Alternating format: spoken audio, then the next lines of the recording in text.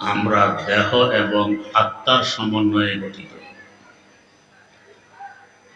দেহের তুলনায় আত্মার মূল্য কোটি কোটি গুণ বেশি। আত্মার দেহে আছে বিদায় দেহ জিন্দা, দেহের মূল্য আছে। আত্মার দেহ ত্যাগ করলে দেহ মুর্দা, এ দেহের কোনো মূল্য থাকে না। এই দেহকে তখন দাফন করে দিতে হয়। দেহ রোগাক্রান্ত হয়, আত্মাও রোগাক্রান্ত হয়। দেহের রোগের চিকিৎসা যে করে তাকে বলা হয় ডাক্তার। আত্মার রোগের চিকিৎসা যিনি করেন তাকে বলা হয় পীর কিংবা মুর্শিদ। দেহের তুলনায় আত্মার মূল্য যে পরিমাণ বেশি, দেহের চিকিৎসার তুলনায় আত্মার চিকিৎসার মূল্য ওই পরিমাণ বেশি। দেহের রোগ সাধারণত দুই ধরনের হয়ে থাকে। এক ধরনের রোগ হলো মৌলিক, আর এক ধরনের রোগ হলো শাখাগত। মৌলিক রোগ যেমন ডায়াবেটিস, এই রোগ দেখা দিলে চোখের জ্যোতি নষ্ট হয়, দাঁত নষ্ট হয়, কিডনি নষ্ট হয়, যৌন শক্তি নষ্ট হয়, দৈহিক শক্তি নষ্ট হয়, দেহের ওজন কমে যায়, ইত্যাদি ইত্যাদি অসংখ্য রোগ দেখা দেয়। যদি কেউ মৌলিক রোগের চিকিৎসা না করে, শাখাগত রোগের চিকিৎসা করে, সাময়িক উপকৃত হতে পারে, স্থায়ীভাবে উপকৃত হতে পারবে না। ডায়াবেটিসের চিকিৎসা না করে যদি চোখের চিকিৎসা করে কিংবা কিডনির চিকিৎসা করে, সাময়িক উপকৃত হবে, চিকিৎসা হবে, 2-4 দিন পর ওই রোগ আবার দেখা দিবে। কেননা যে ডায়াবেটিসের কারণে রোগ দেখা দিয়েছিল, কারণ তো এখনো রয়ে গেছে। হ্যাঁ, যদি মৌলিক রোগ ডায়াবেটিসের চিকিৎসা করতে পারে, এর মাধ্যমে চোখের চিকিৎসা হয়ে যাবে, দাঁতের চিকিৎসা হয়ে যাবে, কিডনির চিকিৎসা হয়ে যাবে, যৌন শক্তির চিকিৎসা হয়ে যাবে, ইত্যাদি ইত্যাদি অসংখ্য শাখাগত রোগের চিকিৎসা হয়ে যাবে। আমাদের আত্মা রোগাক্রান্ত হয়, গোটা ইসলাম হলো আত্মার রোগের চিকিৎসা।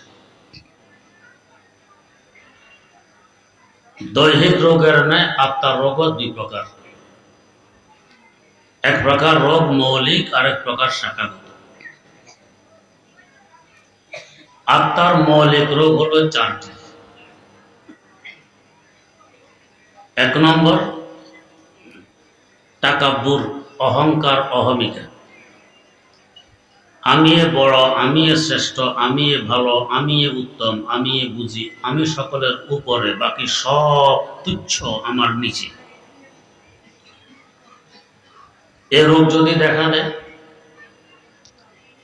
লোকেরা অন্য কাউকে বড় বলতে গেলে ওর ব্যাপারে হিংসা শুরু হয়।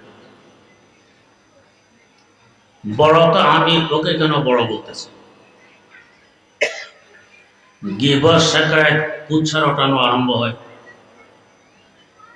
তার মধ্যে এই দোষ ওই দোষ, বড় হয় কিভাবে? মিথ্যা অপবাদ লাগানো হয়, ইত্যাদি ইত্যাদি অসংখ্য শাখাগত রোগ দেখা দেয়। আত্মার 2 নম্বর মৌলিক রোগ শোহরত, পরিচিতি। সকলে আমাকে চিনুক, আমাকে জানুক, অন্য কাউকে চিনার জানার দরকার নেই। এই রোগ দেখা দিলে অসংখ্য শাখাগত রোগ দেখা দেয়। অন্য কারোর পরিচিতি বাড়তে গেলে তার ব্যাপারে হিংসা শুরু হয়, গিবত, শিকায়ত, কুৎসা রটানো আরম্ভ করে, অপবাদ দেয়া শুরু করে। আত্মার 3 নম্বর মৌলিক রোগ নেতৃত্বের চাহিদা। নেতা হব একমাত্র আমি, অন্য কারো নেতৃত্ব চলবে না। সব কিছু থাকবে আমার মুঠির ভিতরে, সর্বত্র নাক গলাবো আমি, আদেশ চলবে একমাত্র আমার। এ রোগ দেখা দিলে লোকেরা অন্য কাউকে নেতা বানাইতে গেলে কিংবা বানাইতে চাইলে তার ব্যাপারে হিংসা শুরু হয়, গিবত শেখায়, কুৎসা রটানো আরম্ভ হয়, অপবাদ দেয়া শুরু হয়, এমনকি মারামারিও আরম্ভ হয়। আর তার 4 নম্বর মৌলিক রোগ লোভ, লালসা। এ রোগ দেখা দিলে চুরি করে, ডাকাতি করে, সুদ খায়, ঘুষ খায়, মাপে কম দেয়, মালে ভেজাল করে, প্রতারণা করে, ধোঁকা দেয়, জবরদখল করে, ইত্যাদি ইত্যাদি বহু রোগ দেখা দেয়। যেহেতু এই 4টি রোগ মৌলিক, এর চিকিৎসা ইসলামের যে বিধানের মাধ্যমে করা হবে ওই বিধানও হবে মৌলিক।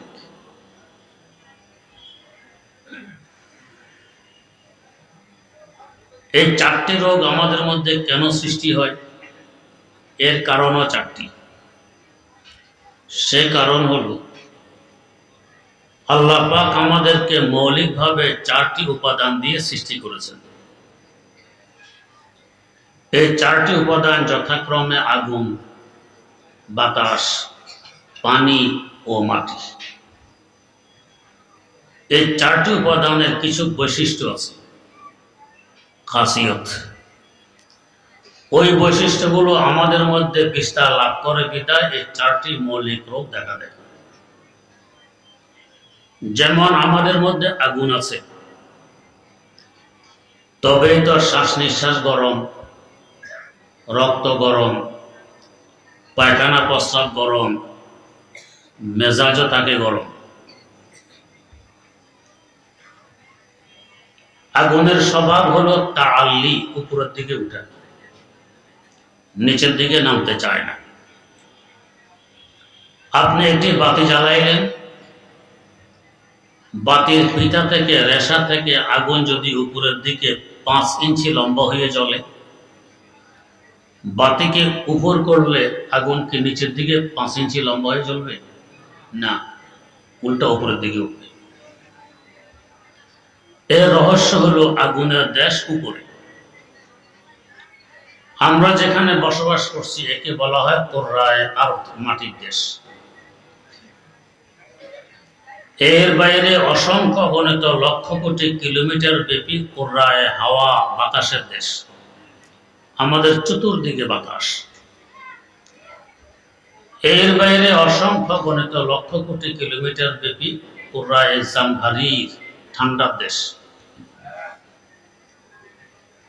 এর বাইরে অসংখ্য গণিত লক্ষ কোটি কিলোমিটার ব্যাপী কুররায়ে নার, আগুনের দেশ, আগুন উপরে।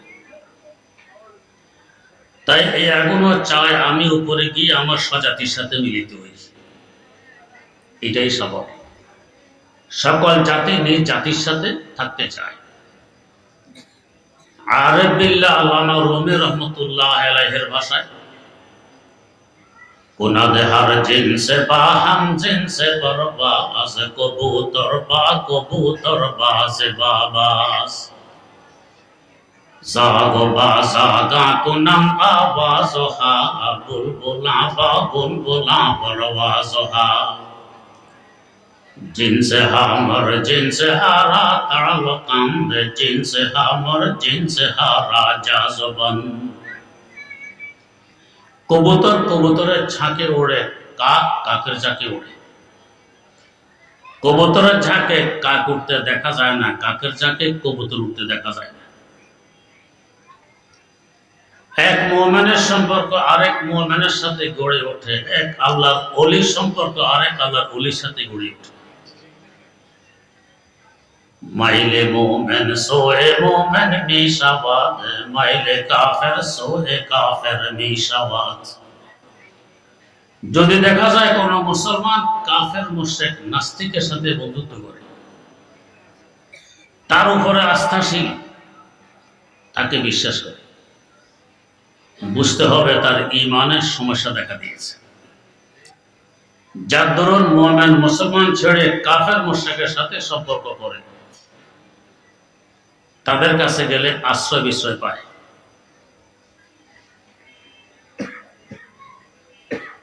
যেহেতু আগুনের দেশ উপরে, আগুন চায় আমি উপরে গিয়ে আমার জাতির সাথে মিলিত হই। এই আগুন আমার আপনার মধ্যে আছে বিদায় আগুনের স্বভাব আমাদের মধ্যে বিস্তার লাভ করেছে। আমরাও চাই উপরে থাকি, যাকে অহংকার অহমিকা বলা হয়। আত্মার একটি মৌলিক রোগ। রোগের চিকিৎসা হয় উল্টো বস্তু দিয়ে। যেমন হাদিস শরীফে আছে, আবরিদুল হুম্মা বিল মাইল বারিদ, জ্বরকে ঠান্ডা পানি দিয়ে ঠান্ডা করো, জ্বর উঠলে মাথায় পানি ডালো, টাওয়াল কিংবা গামছা ভিজিয়ে দেহ মুছে দাও। আর যদি জ্বর 105, 6, 7 ডিগ্রি পর্যন্ত পৌঁছে, বরফ দিয়ে ঢেকে রাখো। উল্টো বস্তু দিয়ে চিকিৎসা হয়। আগুনের স্বভাব আমাদের মধ্যে বিস্তার লাভ করার কারণে চাই আমি উপরে থাকি, অহংকার অহমিকা। এর চিকিৎসার জন্য আল্লাহ পাক দিলেন নামাজ। নামাজি বান্দাকে নিচের দিকে নামায়। এলাজ বিজ্জেদ উল্টা বস্তু দিয়ে চিকিৎসা করে। কিভাবে নিচের দিকে নামায়? নামাজ শুরু হয় তাকবীরে তাহরিমা দিয়ে। তাকবীরে তাহরিমার সময় উভয় হাত উপরের দিকে তুলতে হয়। কি পরিমাণ তুলব? এ ব্যাপারে 4 প্রকার হাদিস বর্ণিত। 1 নম্বর, মুসলিম শরীফে বর্ণিত ইলা ফুরুরে উযুনাইহি, কানের উপর পর্যন্ত হাত তুলব। 2 নম্বর, আবু দাউদ শরীফে বর্ণিত ইউহাজি ইবহামাহু ইলা শাহমাতি উযুনাইহি, বৃদ্ধাঙ্গুলের মাথা থাকবে কানের লতি বরাবর। 3 নম্বর, বুখারী শরীফে বর্ণিত ইলাল মানকিব, কাঁধ পর্যন্ত হাত তুলবে। 4 নম্বর, সহিহ ইবনে খুজাইমায় বর্ণিত ইলা সদর, সিনা পর্যন্ত হাত তুলবে। 4 প্রকারের হাদিস বর্ণিত। এখানে একটি প্রাসঙ্গিক কথা, আমার আহলে হাদিস ভাইয়ারা, ওনাদের দাবি ওনারা হাদিস মানেন, আমরা নাকি হাদিস মানি না। আমাদের দোষ। নারী হোক পুরুষ হোক, তারা সিনা পর্যন্ত হাত তুলে হাত সিনার উপরে রেখে দেন। ইবনে খুজাইমার হাদিসের উপরে আমল করলেন, সিয়াসিতার নয়। আমরা যারা মাযহাব মানি, ইমাম মানি, আমাদের ইমামগণ বলেন 4টি হাদিস, অতএব একটিও ছাড়া যাবে না। এমন ভাবে আমল করা লাগবে যাতে সকল হাদিসের উপর আমল হয়ে যায়, একটি হাদিসও বাদ না পড়ে। তা কি করে সম্ভব? তা সম্ভব হবে বৃদ্ধাঙ্গুলির মাথা থাকবে কানের লতি বরাবর। এতে করে আবু দাউদ শরীফের হাদিসের উপর আমল হবে। বৃদ্ধাঙ্গুলির মাথা কানের লতি বরাবর হলে অটোমেটিক অন্য আঙ্গুলগুলো উঠবে কানের উপর বরাবর। এতে করে মুসলিম শরীফের হাদিসের উপরে আমল হবে। বৃদ্ধাঙ্গুলির মাথা কানের লতি বরাবর তুললে হাতের তালু থাকবে কাঁধ বরাবর। এতে করে বুখারী শরীফের হাদিসের উপরে আমল হবে। আর এই উম্মতের নারী সমাজ হাত তুলবে সিনা বরাবর। নারী পুরুষ মিলে 4 হাদিসের উপরে আমল হয়ে যাবে, একটি হাদিসও বাদ পড়বে না। তো 4 হাদিসের মধ্যে আমরা 4টি মানলাম, এরপরও দোষ আমরা নাকি হাদিস মানি না। ওনারা মানলেন 1টি, ছাড়লেন 3টি। মানা বেশি না ছাড়া বেশি? ছাড়া বেশি। এরপরও ওনারাই হাদিস মানেন, তাদের দাবি, নামও রাখলেন আহলে হাদিস। বিচার আপনারাই করুন। এই যে আমি বৃদ্ধাঙ্গুলি কানে লতি বরাবর করব, লতি বরাবর হলো কিনা? আমাদের মজহাবের নির্ভরযোগ্য একটি কিতাব ফতাওয়ায়ে কাজী খান। এই কিতাবে উল্লেখ আছে বৃদ্ধাঙ্গুলের মাথা কানের লতির সাথে লাগিয়ে দাও, তবে আমি নিশ্চিত হব বৃদ্ধাঙ্গুলের মাথা কানের লতি বরাবর হয়ে গেছে। এই যে আঙ্গুলের মাথা কানের লতির সাথে লাগিয়ে দিলেন, একে আমাদের পরিভাষায় বলে কানে ধরা। কানে ধরলে ইজ্জত বাড়ে না কমে? কমে। উপরে ওঠে না নিচে নামে? নিচে না। বিচার সালিসে বসলে যদি অপরাধীর অপরাধ প্রমাণিত হয়, বলা হয় কানে ধরো, ইজ্জত বাড়ানোর জন্য, কমানোর জন্য। আমি আমার আল্লাহর দরবারে কানে ধরে আমি যে অপরাধী তার স্বীকৃতি দিয়ে হাজির হয়ে গেলাম। আল্লাহ, আমি তোমার দরবার অপরাধী, বিচার সালিসের প্রয়োজন নেই, আমি নিজেই স্বীকার করছি। নামাজ আমাকে এক স্তর নিচে নামাই দিই। অহংকার অহমিকার চিকিৎসায় চলতেছে। আগুনের বৈশিষ্ট্য প্রভাব বিস্তার করার কারণে চাই আমি উপরে থাকি, নামাজ নামাতেছি নিচে, চিকিৎসা চলে। 2 নম্বর, হাত বাঁধবো কিভাবে? এ ব্যাপারে 2 প্রকার হাদিস বর্ণিত। 1 নম্বর, তিরমিজি শরীফে বর্ণিত ইয়াখুযু শিমালাহু বিয়ামিনিহি, ডান হাত দিয়ে বাম হাতকে ধরবে। 2 নম্বর, আবু দাউদ শরীফে বর্ণিত ইয়াজারু ইয়ামিনাহু আলা শিমালিহি, ডান হাতকে বাম হাতের উপর রেখে দিবে। এক হাদিস হলো ধরার, এক হাদিস হলো রাখার। এখানেও আমার আহলে হাদিস ভাইরা, নারী হোক কিংবা পুরুষ, ডান হাতের আঙ্গুল বাম হাতের কোনোই পর্যন্ত নিয়ে রেখে দেন, ধরেন না। আবু দাউদ শরীফের হাদিসের উপরে আমল করলেন, তিরমিজি শরীফের হাদিস ছেড়ে দিলেন। মানলেন একটি, ছাড়লেন একটি। অর্ধেক মানা হলে অর্ধেক ছাড়া হলো। আমরা যারা মাযহাব মানি, আমাদের ইমামগণ বলেন উভয়টি এত হাদিস, একটিও ছাড়া যাবে না। এমন ভাবে আমল করা লাগবে যাতে উভয় হাদিসের উপর আমল হয়ে যায়। তা কি করে সম্ভব? তা সম্ভব হবে শরহে মনিয়া নামক কিতাবে উল্লেখ আছে, কনিষ্ঠ এবং বৃদ্ধাঙ্গুল দিয়ে বাম হাতকে ধরব। এতে করে তিরমিজি শরীফের বর্ণিত হাদিসে ধরতে হবে, ধরার উপরে আমল হবে। অনামিকা, মধ্যমা এবং তর্জনী বাম হাতের পিঠের উপর রেখে দিব। এতে করে আবু দাউদ শরীফে যে রাখার হাদিস, এর উপরে আমল হবে। একসাথে 2 হাদিসের উপর আমল হবে, একটি হাদিসও বাঁচাবে না। আমরা যারা মাযহাব মানি, আমরা উভয় হাদিসে মানলাম, একটিও ছাড়লাম না। তারপরও দোষ, আমরা নাকি হাদিস মানি না। ওনারা একটি ছাড়লেন, একটি মানলেন, এরপরও দাবি ওনারা হাদিস মানেন, নাম রাখেন আহলে হাদিস। বিচার আপনারাই করেন। 3 নম্বর, হাত রাখবো কোথায়? আহলে হাদিস ভাইয়েরা হাত রাখেন সিনার উপরে। কেন রাখেন? ইবনে খুজাইমা নামক কিতাবে সিনার উপর রাখার কথা আছে। হাদিসটি শ্বাস বিচ্ছিন্ন। এমন শ্বাস তথা বিচ্ছিন্ন কোন হাদিসের উপরে আমরা আমল করলে দোষ চাপানো হয়, বিচ্ছিন্ন হাদিসের উপর আমল করলেন কেন? ওনারা করলে আবার দোষ মোষ হয় না। যেমন ওনাদের এক আলেমকে প্রশ্ন করা হল, জানাজার নামাজে সূরা ফাতিহা পড়া কি? উনি জবাব দিলেন, জানাজা মানেই ফাতিহা, মানে ফাতিহা পড়া ফরজ, এটা পড়া লাগবে। এদিকে তারাবির নামাজ কয় রাকাত? আমরা পড়ি 20 রাকাত। হাদিস পেশ করতেছি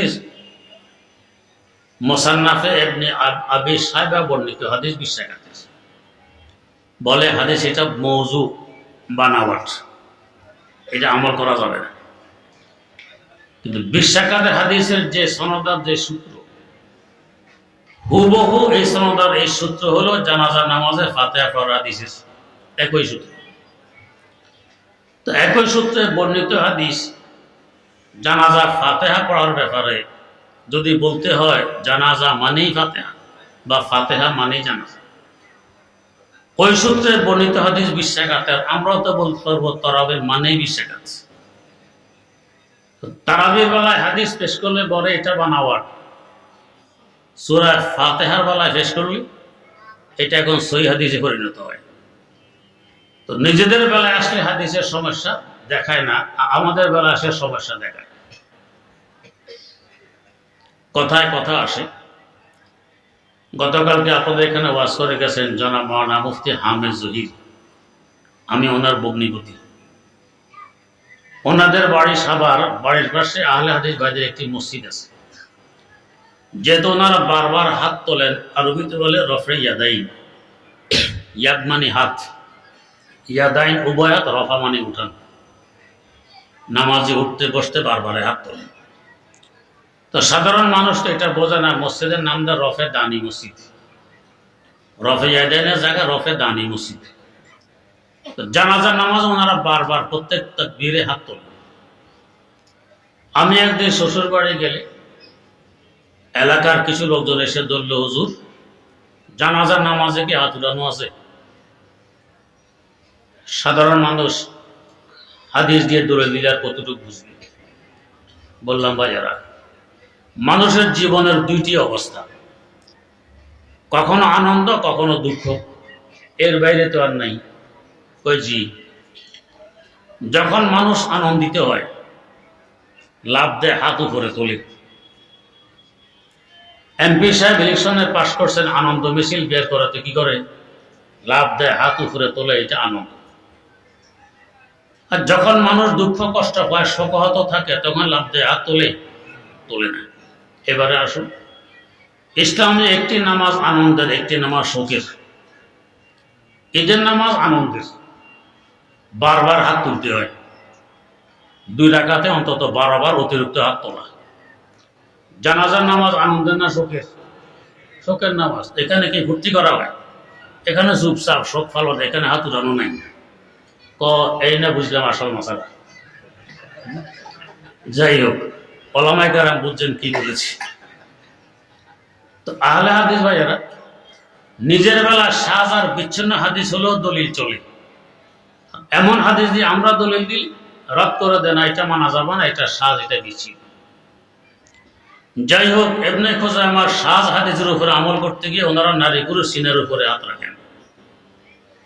আমরা যারা হানাফি, আমরা হাত রাখি নাভির নিচে।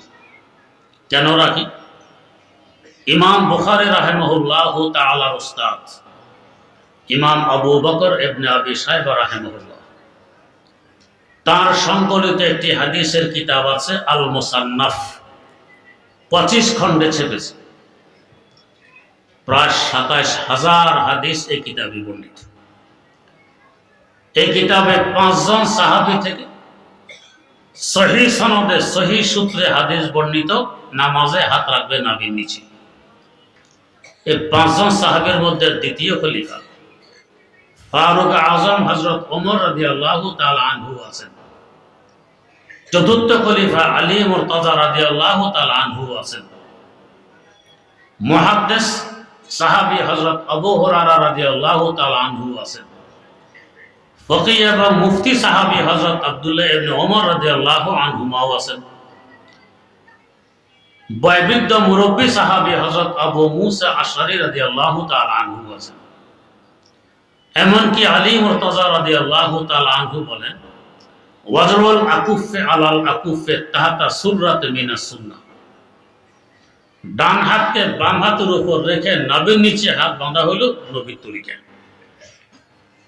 এই সহিহ সূত্রে বর্ণিত হাদিসের কারণে আমরা বাঁধি নাভির নিচে। আচ্ছা, এবারে আসুন, সিনার উপরে হাত বাঁধলে বিনয় এবং নম্রতা বেশি প্রকাশ হয়, না জড়াসড় হয়ে নাভির নিচে হাত বাঁধলে বিনয় বেশি প্রকাশ হয়? নাভির নিচে। বরং কেউ যদি বাহাদুরি দেখাতে চায় তো সিনার উপরে হাত বেঁধে টান টান করে দাঁড়ায়, তো আয় আমার সাথে, পারবে কি? আল্লাহর দরবারে বাহাদুরি দেখাবো না বিনয় আর নম্রতা প্রকাশ করবে? যত বিনয় প্রকাশ করা হয় আমার আল্লাহ ততই খুশি হবে। আল্লাহর সামনে বাহাদুরি দেখাইলে খুশি হন। সৈয়দ তায়েফা হযরত হাজী আমদাদুল্লাহ মুহাজির মক্কি রহমতুল্লাহ অসুস্থ। আল্লাহ আমার কষ্ট হয়, এটা আমি সহ্য করতে পারি না, আল্লাহ আমাকে সুস্থ করে দেন। জিজ্ঞাসা করাল, হুজুর আল্লাহ অসুস্থতা দিলেন, এভাবে হাই হতাশ, আমি আল্লাহর সাথে বাহাদুরি দেখাবো? আমি গোলাম, আমি দুর্বল, এটাই প্রকাশ করা হলো, আমি দুর্বল, অসুস্থতা আমার কষ্ট হয়, আপনি সুস্থ করে দেন, এটাই গোলামের শান।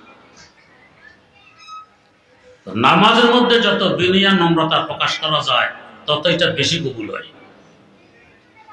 তো নাভির নিচে হাত বাঁধার কারণে নামাজ আমাদেরকে আরেক স্তর নিচে নামে। 4 নম্বর, দাঁড়াবো কিভাবে? এখানে আহলে হাদিস ভাইয়েরা 2 পা দুদিকে ছড়াই দিয়ে দাঁড়ান, আমাদের দেশি ভাষা বলে সেগাইয়া দাঁড়ায়। এলাকায় কি বলে? সেগানো, সেগাইয়া দাঁড়ায়। 2 পাশে যদি হানফি দাঁড়ায়, মধ্যখানে আহলে হাদিস এক ভাই, 2 পাশে 2 মুসল্লির পায়ের সাথে সেগাইয়া পা লাগাইয়া দেয়। ওদের গিন লাগে, হেরা পা একটু খিঁচে, হে যত খিঁচে তত সেগায়, খিঁচতে খিঁচতে হের খিঁচা শেষ, সেগাইতে সেগাইতে সেগানো শেষ।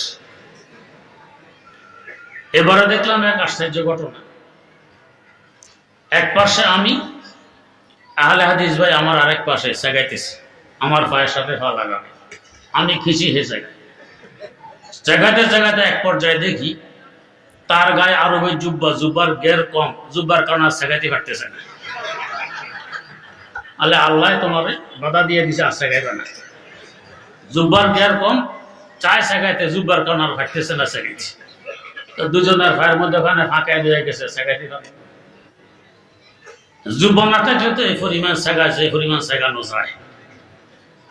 আপনাদের মসজিদে যদি 50 জন মুসল্লি এক সফে দাঁড়াইতে পারে, যদি আহলে হাদিস হয় 25 জন ঢোকেন, সেগা যায় 1 সফ পুরা দখল, বাকি 25 জন আর জায়গা হয় না।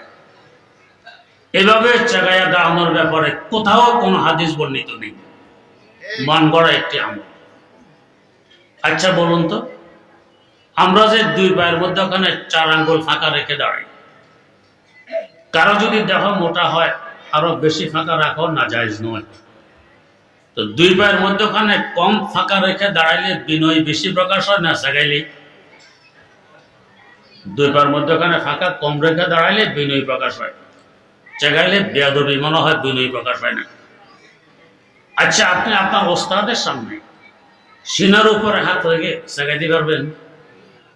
লজ্জা লাগবে না? তারপরে যদি লজ্জা শরম এক কিনার করে সেগান, ওস্তাদ বলবে, হায় হায়, কাকে পড়াইলাম, আমার সামনে সেগায়, কি বেয়াদবরে পড়াইলাম, আদব না লেহাজ নেই, আমার সামনে সেগায়। যেখানে ওস্তাদের সামনে চেগানোর সাহস পায় না, সেখানে আল্লাহর দরবারে আল্লাহর সামনে চেগায় কোন সাহসে? 2 পায়ের মধ্যখানে ফাঁকা কম রেখে দাঁড়ায়, এটা বিনয়ী নম্রতা। নামাজ আমাকে আরেক স্তর নিচে নামায়। 5 নম্বর, আত্তাহিয়াত পড়তে বসলে তাশাহুদের শেষ অংশে গেলে রফে সাবাবা, শাহাদাত আঙ্গুল উপরের দিকে আমরা তুলি, এটা মুস্তাহাব। আশহাদু আল্লাহ, লাস্ট সময় উঠবে, ইলাহা ইল্লা সময় নেমে যাবে। এরপরে আমরা আঙ্গুল নাড়াই না, স্থির রাখি। হাদিসের কাছে উসকুনু ফিস সালাহ, নামাজে স্থির থাকো, নড়াচড়া করবে না। এখানে আহলে হাদিস ভাইয়েরা যারা বর্ষি দিয়ে মাছ ধরে, বর্ষিতে মাছ ধরলো কিনা সুতার মধ্যে পাটখড়ি বা অন্য কিছু একটা বেঁধে দেয়, আমাদের গ্রাম্য ভাষা বলে সুম্মেল, এলাকায় কি বলে আল্লাহ ভালো লাগে। মাছ ধরলে এটা পানির নিচে ডুবে, বুঝছেন তো? সুতার মধ্যে পাটখড়ি এ ধরনের কিছু একটা বাঁধা থাকে,